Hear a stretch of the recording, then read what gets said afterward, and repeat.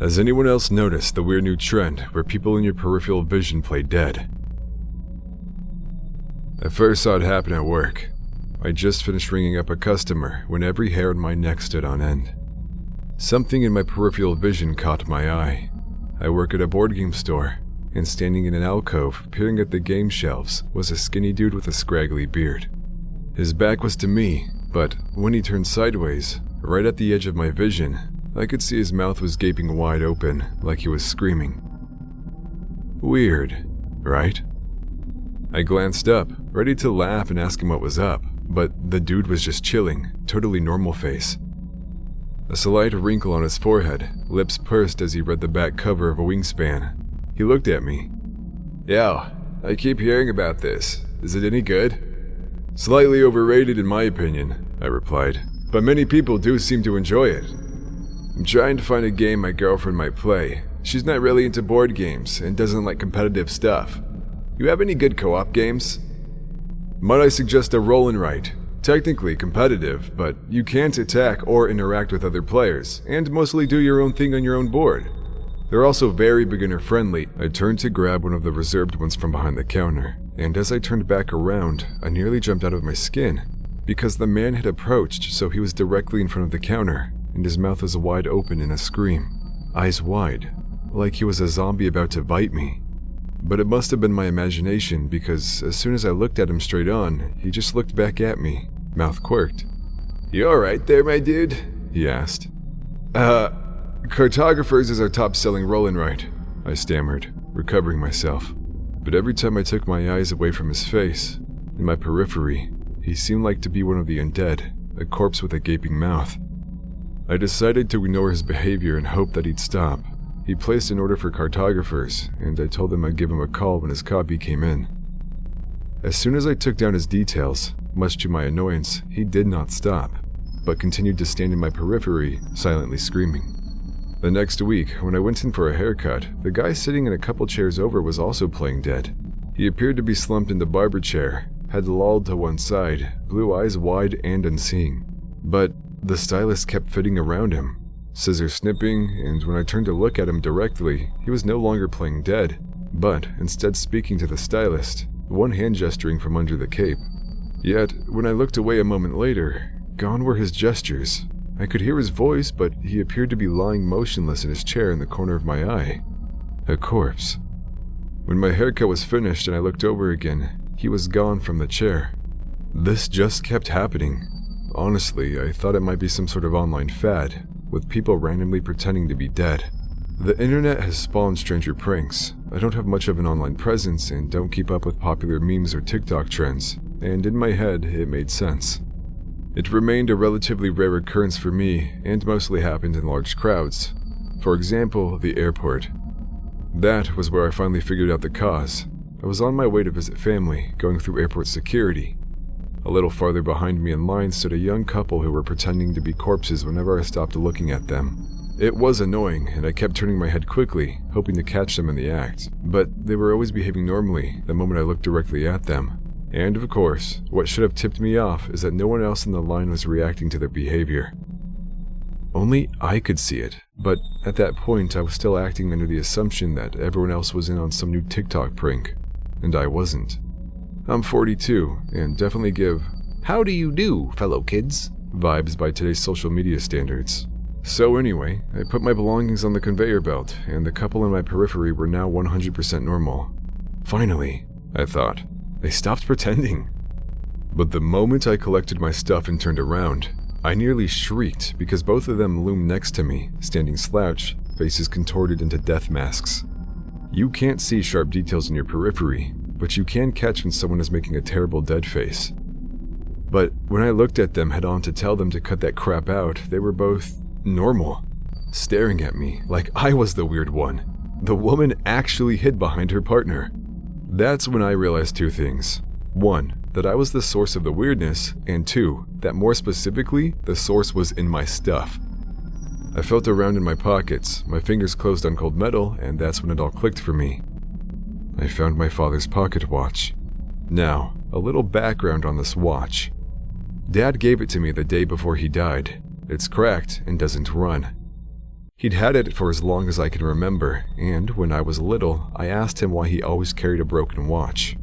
He told me that it was a family heirloom and that the cracks didn't matter because it told time in a different way. Those were his words. When he finally passed it down to me, he looked troubled as he told me, "I don't know if it's a blessing or a curse to be able to see the things it shows. My father told me to sell it, but I never could bring myself to." Dad was always very soft-spoken and polite. He ran an antique shop that closed after he died. I think he wanted me to run it, but I never had the passion or the interest. Our lives just took different paths. The watch is the one antique he made sure to give me. What I'm still trying to figure out is why? Because as far as I can tell, there's no ambiguity about it. The damn thing is definitely cursed. See, once I knew the source was the watch, it all fell into place. At the end of that family trip, when I came back to work, I followed my hunch and looked up that guy who ordered the cartographer's game. He never came back to pick it up when it came in. I'd kept it sitting on the shelf for him, even though I should have just put it out on the main shelves for people to browse. It still had his name on it, and I searched his details and right away found his obituary from the same week he'd come into the store. So, that's what Dad meant about the watch telling time in a different way. If I'd known what was going on back when the customer ordered the game, I could have warned him. Could have let him know. Hey bud, maybe grab something that's in stock currently. Better yet, forget the games. Go do whatever it is you want to in your last hours of life. Start checking off that bucket list, but maybe buy something more meaningful, since it'll be your last chance to give your girlfriend a gift. But would he have listened? Looking back, I remember when I was a kid how things would happen with Dad that didn't make sense at the time. He'd get in random arguments with strangers. It was so uncharacteristic because my father wasn't a confrontational man, always polite. But once in a while, at the antique store, I remember he'd step outside with a customer and the customer would leave upset, yelling or swearing or hysterically sobbing. Sometimes, leaving so quickly they'd forgot whatever it was they'd purchased. And once too, at the mall, Dad was told to leave a store after upsetting an employee, stuff like that. Now, I realize he must have tried to warn people. But did it actually help those people? Any of them? Is the watch a blessing or a curse? The watch wasn't always cracked. Somebody cracked it, hurled it against a wall or the floor, maybe in a moment of frustration. Maybe my grandfather, maybe he didn't throw it away.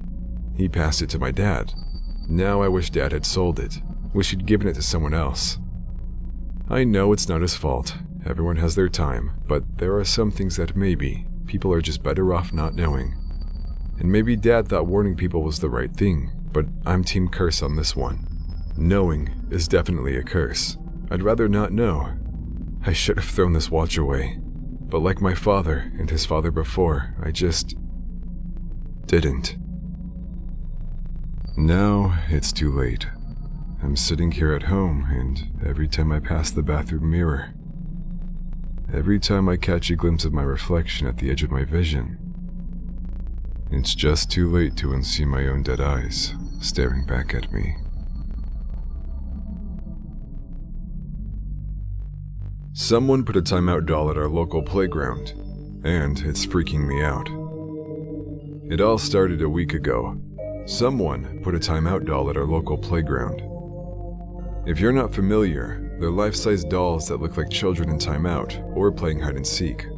They lean face first against the wall, hiding their faces with their hands. You only ever see the back of them. Some are handmade, using old kids' clothes, a hat, a wig, and some straw for stuffing. The first time I saw one at the playground, I thought it was a real kid. So did my 5-year-old. He went up to the thing and asked, "Want to play hide-and-seek?" It didn't move. I watched from the bench, fear sinking in. Why isn't that kid moving? He or she, it was hard to tell from the longish blonde hair and bucket hat, was leaned against the green plastic tunnel that Orion liked to crawl through, just standing there, totally still. But as I approached, I saw the plasticky shine of its curly blonde hair, the snow-white neck poking out from the shirt's collar. I raised my hand and, slowly, gave it a poke. It wobbled against the tunnel. It's a doll. My stomach dropped. Is this someone's idea of being cute? It felt like something an 80-year-old granny would do, the type that likes Precious Moments figurines and buys those hyper-realistic baby dolls. Or maybe it's a prank. I could see a group of teenagers leaving it here just to freak out parents. Maybe they hide in the bushes and film people's reactions and put it on their TikTok or something. Either way, it creeped me out, just standing there, totally still, leaned up against the tunnel like that. Its face lined up perfectly with one of the circular holes cut into the tunnel wall, like it was peering inside.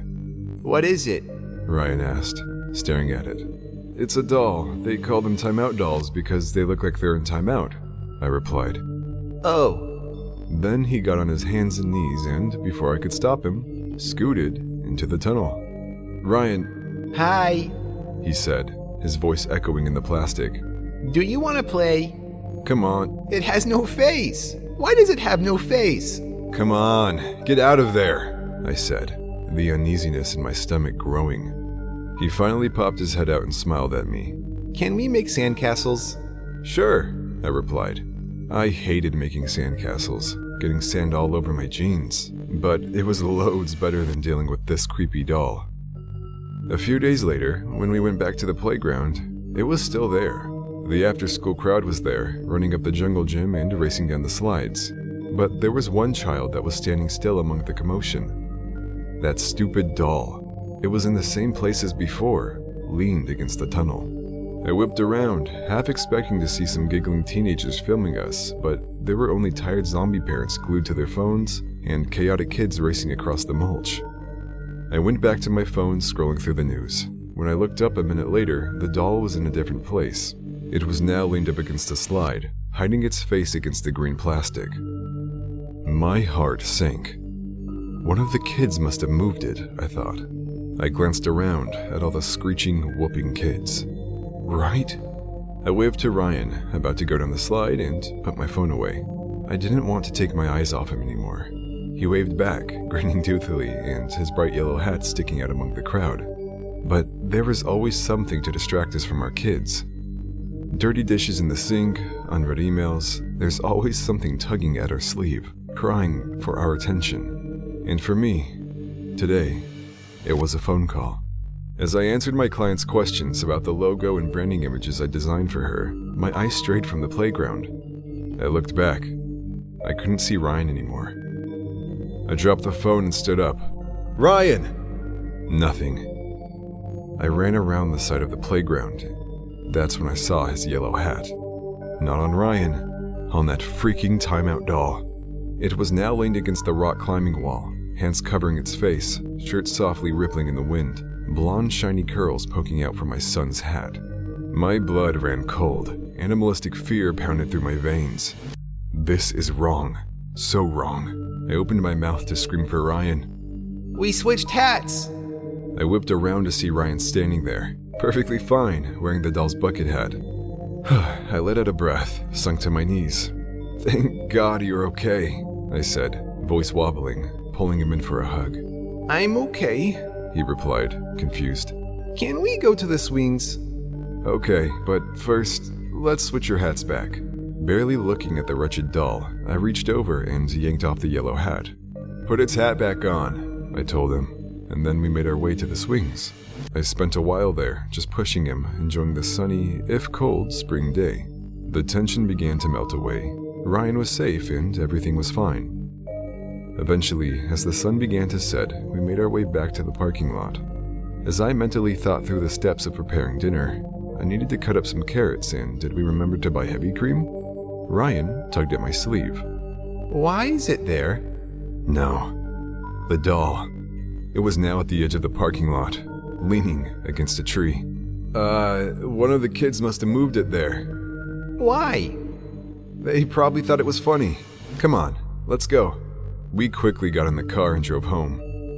That night, I decided we'd go to a different playground for a few days. The doll was freaking me out too much. Yeah, maybe it was irrational, but no one said we had to go to that playground. I'd take him to the one in Edgewood tomorrow. As I put Ryan's hat away, I noticed several strands of curly blonde hair stuck inside. Actually, more than several. I pulled them out, my stomach turning a little, then threw them in the trash. Then, I sat down, settled in, and took a sip of tea. Just as I was finally relaxing, I heard Ryan's voice upstairs. Mom! I dropped the cup of tea and ran up the stairs. Mom! He continued yelling, fear threading his voice. I burst into the room. Ryan was cowering in the corner of his bed, covers up to his neck. It's in my closet, he whispered. What's in your closet? I asked, fear pounding through me.